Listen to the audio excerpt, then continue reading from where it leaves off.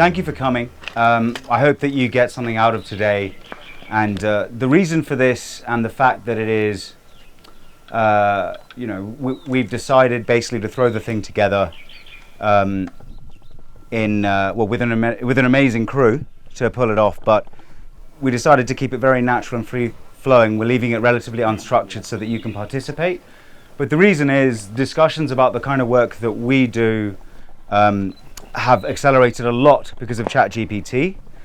We relaunched our company, and our first ever marketing efforts took place in mid-January.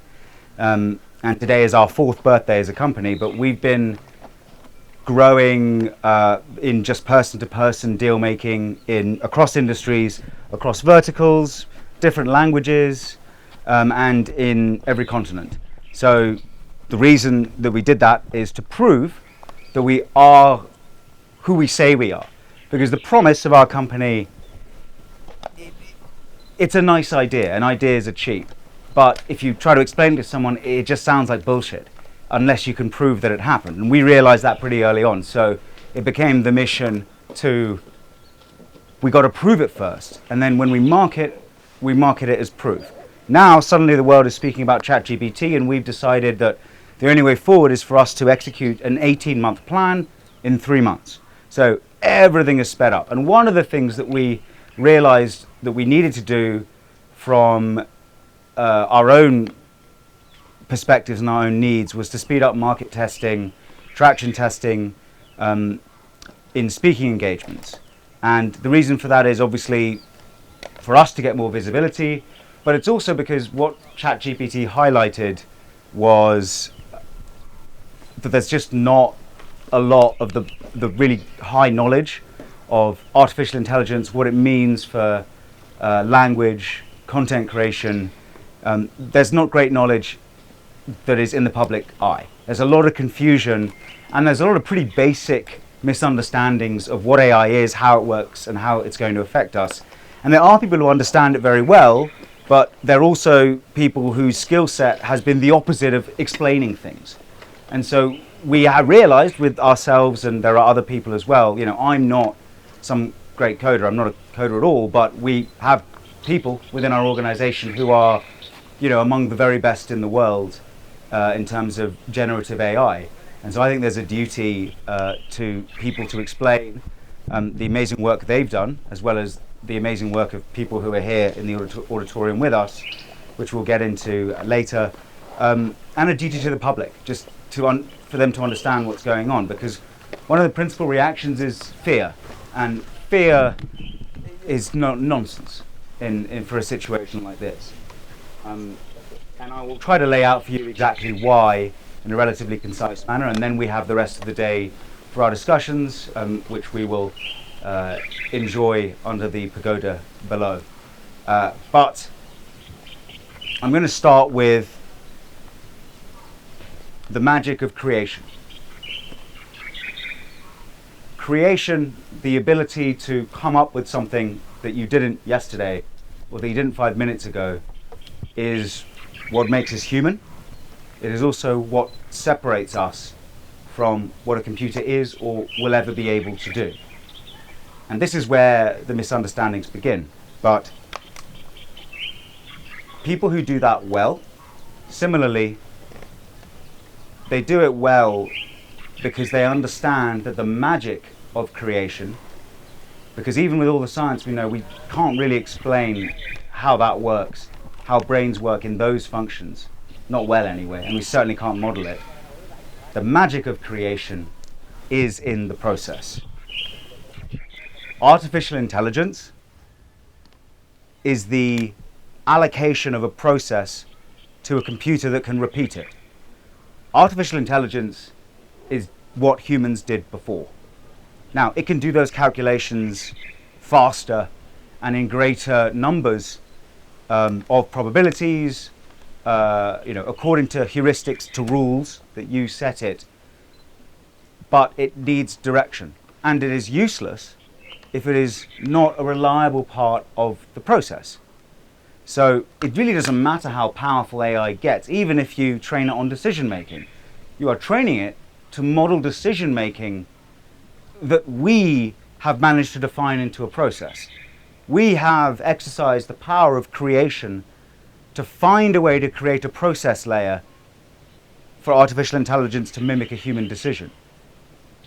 And to get it right at least 99% of the time for it to be useless, because 99%, 99.9% and 95% is the difference between a good piece of work that's readable, that's enjoyable, and something that you would fail a 5-year-old at. We just don't see that because we're humans and we're incredibly sophisticated. So that's one. Two is, how does this apply to you and to anybody else?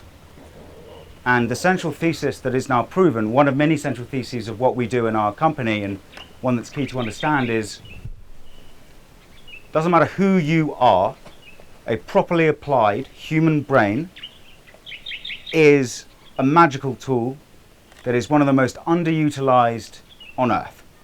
And I don't mean in the sense of you only use 10% of your brain capacity. Sure. I mean in the sense of, think about how many human brains there are on Earth. How many of them are being used to 5% of what they could be? The reality is a very small proportion are being used very effectively, and numbers dramatically drop down. And when they are, it's not necessarily very well captured.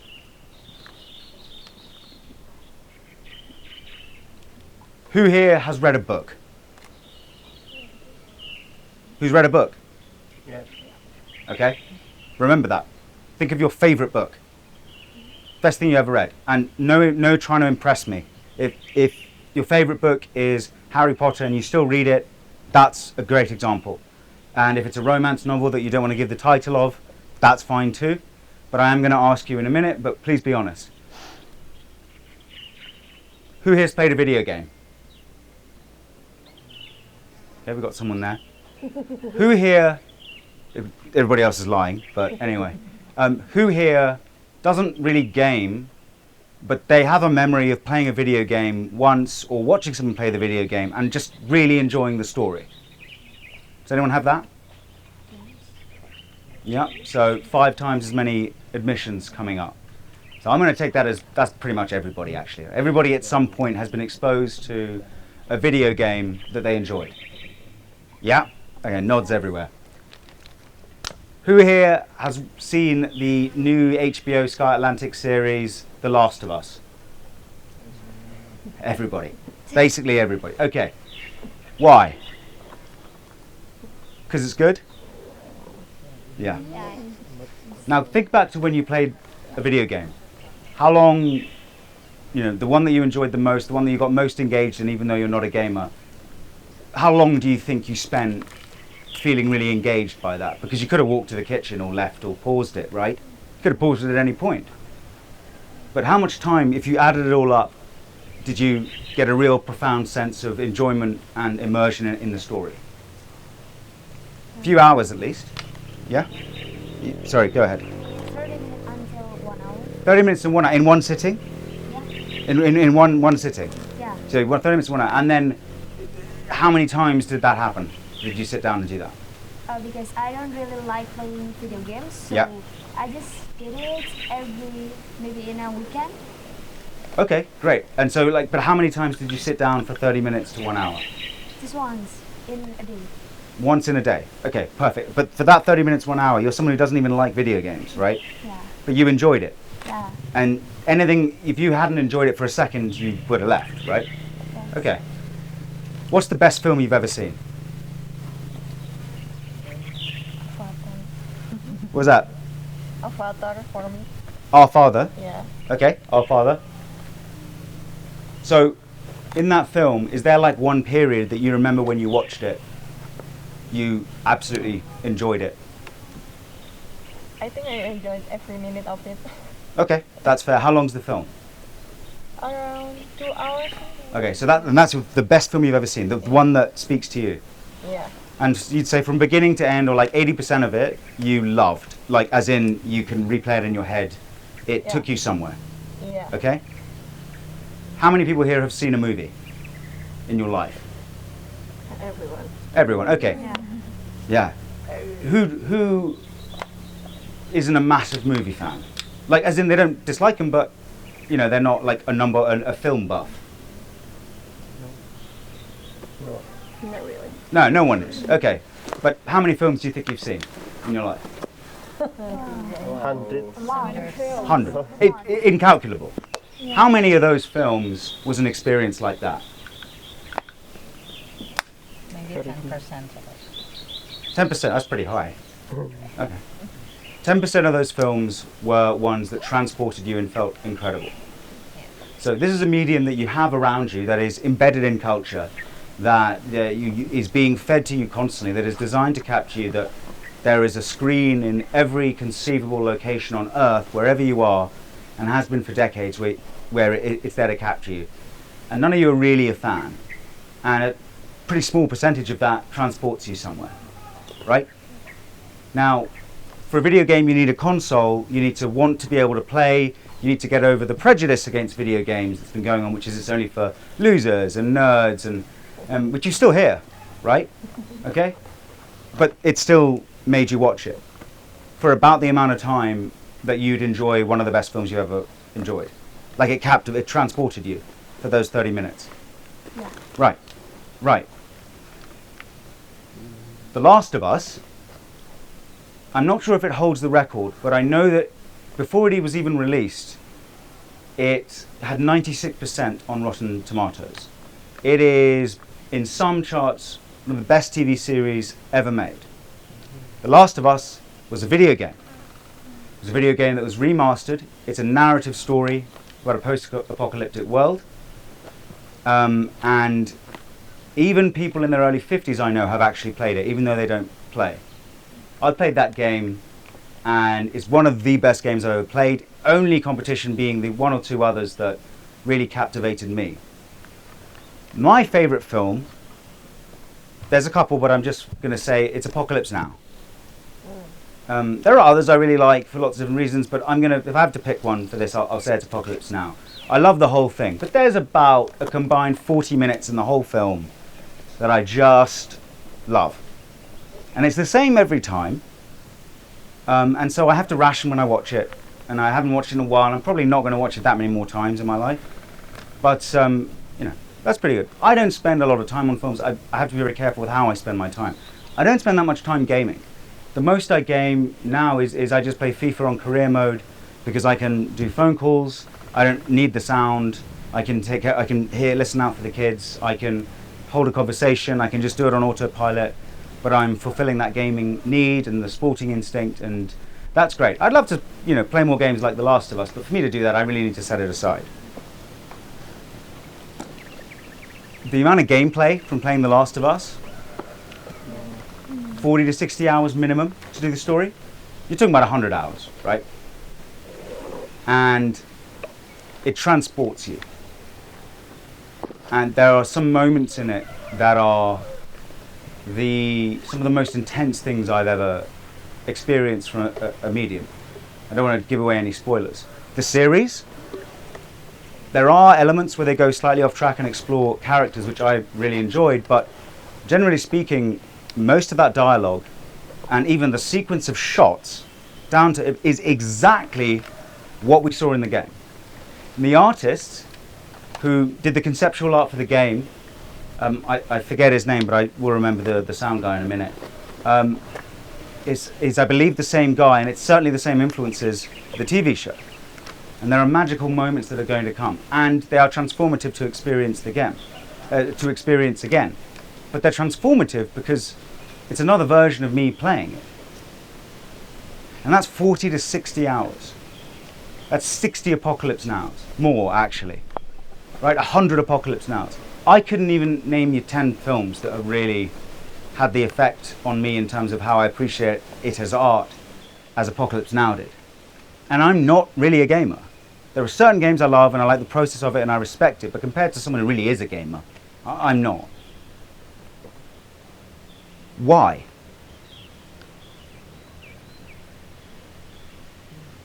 Why could I get 40 minutes from the best one I ever watched, but I could get 60 hours of that same level of transporting feeling?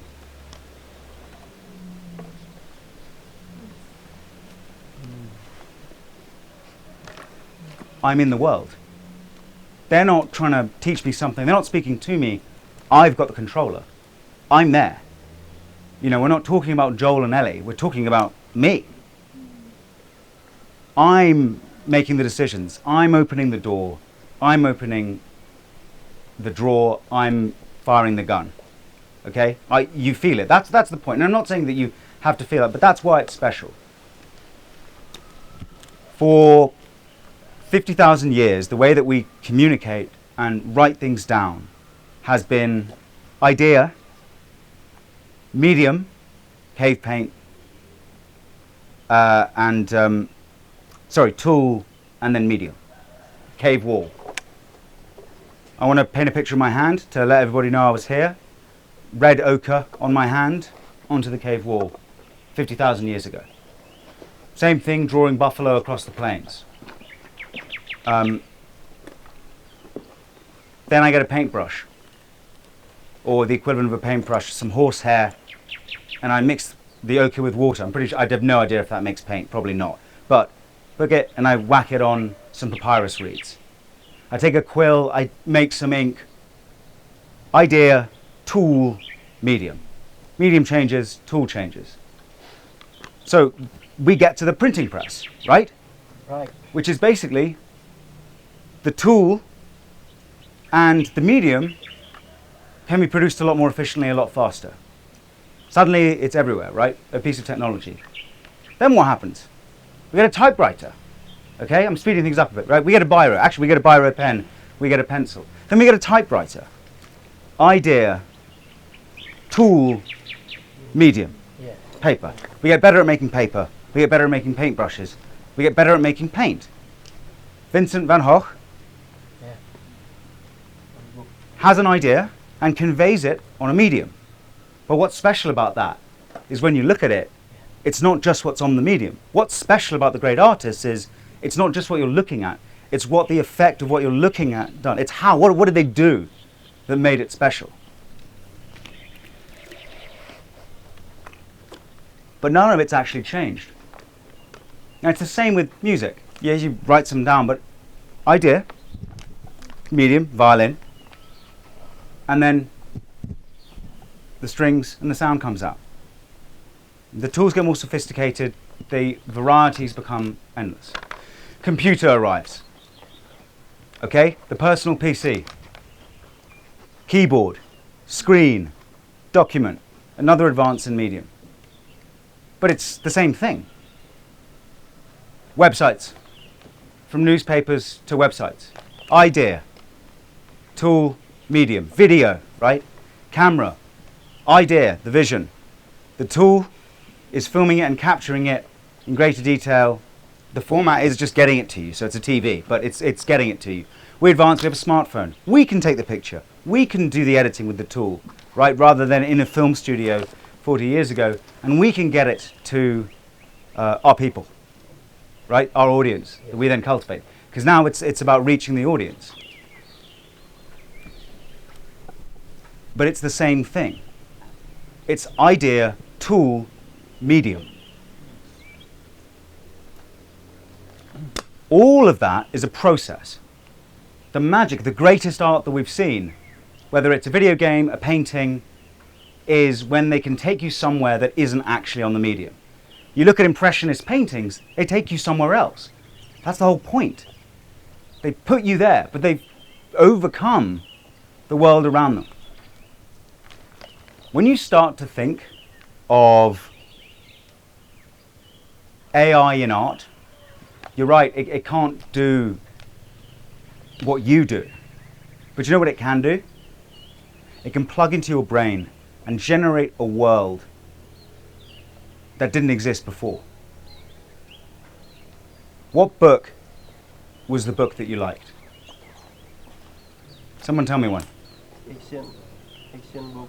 Action book. Okay, what's it called? Pulang. Pulang apa? The author is Trilly. Yeah? Yes, it's about like some badass. Nice. All right. And you read? And was it like a graphic novel? But no, it's a book. It's a novel. Okay, right. It's a novel. Someone else. Come on.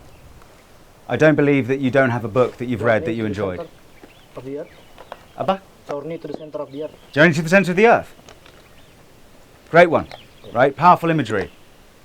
I don't believe for a second that none of you have read a book. Throw one out. Same for me. Is the author is same. Same author. Okay, and, super. The title is Rindu. Rindu. Yes. Okay, perfect. Everyone's read Harry Potter? Yeah. Yeah. Okay, great. Okay, so we give me as an example for Rindu, right? I don't know how old, tell me how old you were. Tell me where you read the book. Like, would you read it at night in bed? Would you read it in the park? Tell me. Everywhere. I like reading it in school and house also. Yeah? School and at home? You? I think like I'm become a badass. I Yeah, here we king go. of the city. So, but you were sitting at home reading it, right? Yes. Okay? But that's not where you were. Yes. Yeah. Where were you? You were a badass in the city. Yes. Who were you? It's like a journey to Mecca Yeah. in Arab. Well, when everyone read Harry Potter, where were you? Hogwarts. Hogwarts. Yeah. Why? You can feel it. You can feel it. Imagining. Imagining. You created the world of Hogwarts as you saw it, with your imagination, through a hand on a cave wall. Ink on paper. Idea, tool, medium. This is where there's a key misunderstanding. The ideas of what media is, what content is, whether it's a social media post or me talking to you now, or you telling your mum that you're fine and hoping she's okay. That's all content. It's all idea, tool, medium, whether the tool is your mouth or anything else. Imagine for a moment if the power that you felt when you get into a book and the world that is there is recreated in your mind and that's where you are. Imagine if all the problems of the limitation of a tool, the time it takes, the limitations of the medium, the effort that takes, the space that takes in the cloud or anywhere else. Imagine if that started to not matter anymore. And we were even closer to going from idea to idea in your head. Because that's what this is, right? There's that one last stage I've missed. Idea, tool, medium, someone else's idea. Someone else's interpretation. Okay? Idea to idea. We've had to do this for all of human history, in one way or the other. What if we could do that? Link the idea, right? Directly from our idea to your imagination. You're still getting the right to create it, but what world do you think you'd be able to create with your imagination if the tools you were being given to create it were as sophisticated as someone else's entire imagination? Our imagination is the limit, right? Right. The multiplier is no longer what you can do with a pen. It's what can you do with your brain. So I have an idea, and an AI model creates exactly what the sound or the smell of that might be like. What it's going to look like, what it's going to feel like when it touches your skin.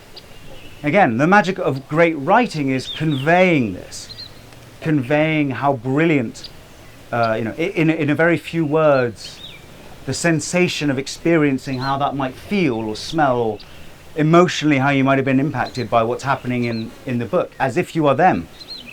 As if you're them. Now, AI is not going to replace what you can imagine. But imagine the complexity of what I could get across if the few words on the page that was inspiring your imagination was in fact the equivalent of an entire world I've just put you in. When you look at something like a chatbot like ChatGPT or Bard, what you're looking at is a tool that is saving time in the process. Now, it has a lot of problems, and it does, and But I think the number one service it's done is to allow this conversation to take place. We couldn't have had this conversation 4 or 5 months ago. Well, we couldn't have had it now 4 or 5 months ago if this hadn't come out, if this hadn't been released. Because you wouldn't have had the frame of reference. There would have been too many bridges to build to get you to understand it in the way that I meant. But now it's accessible. And this is the same with creative problem solving if you're managing a warehouse and what AI can do for that. But the key thing you've got to understand is we're just changing the paintbrush into something that is actually new, actually different, actually special. But the way that you do this is when you create stages in a process that you can then rely on, that 99.9%, like it is basically always right. Okay? You have to define that process so that you can actually rely on it. But if there's a whole bunch of other technology and ideas that you can't do that with, well, wouldn't it be great if you could patch those holes? Because suddenly now I've got the benefit of 6 or 7 extra layers that everyone else is trying to automate all the way through. But maybe we could do the job faster if we were able to actually use these new technological layers. Okay, because now look at the machine that we've put together. The missing link is humans. It'll always be humans. It literally doesn't matter how far we're going to get. So that's the first thing to understand. And now I'm going to talk a bit about us. Does anybody have a question at this stage? I do. You do? So do you mean that ChatGPT will never,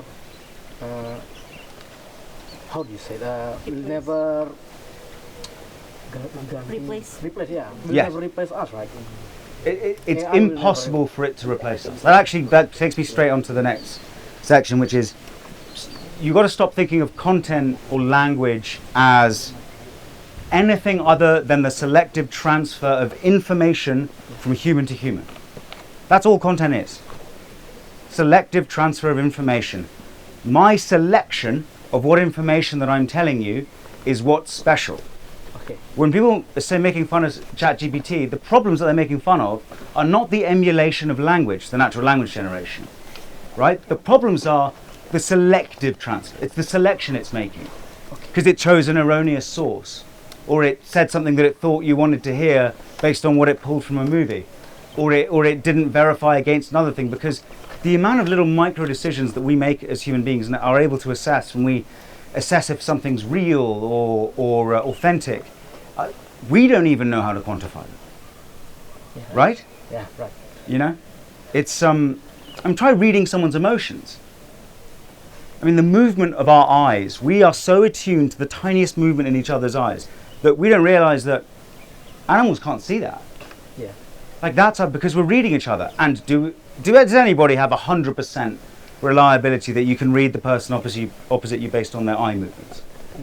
No. And you know, when they talk about technologies of analyzing people in interrogations to see if they're telling the truth, lie detector tests, but you know, the tools we have now looking at their faces, well, we can go a lot further, but we can't know 100%. We can't. Sure. We're not, you know, and maybe we will get there with that, but it won't make a difference. But I think the key thing you've touched on is stop thinking of AI as intelligence. It's actually it's a misnomer, because it's not intelligent in the sense that we are. When it's sentient like we are, it isn't. It learns to predict based on the result of many actions, like word choices, over time, and the circumstances in which they were made. And that work never stops for it, because guess what evolves over time? Language. You know, in 2005, it seemed like Mandarin was going to be the world's language, and there was no particular reason to think that it wouldn't be. It's becoming a more connected world. Why wouldn't that become the lingua franca? Instead, everybody who they thought was going to learn Mandarin, and this is no criticism of that, ended up learning English. All of you speak English. Did you grow up in England? No. No. Where did you grow up? Yeah. And on the internet. It's the language of the internet. How do you communicate with someone in Germany? English. English.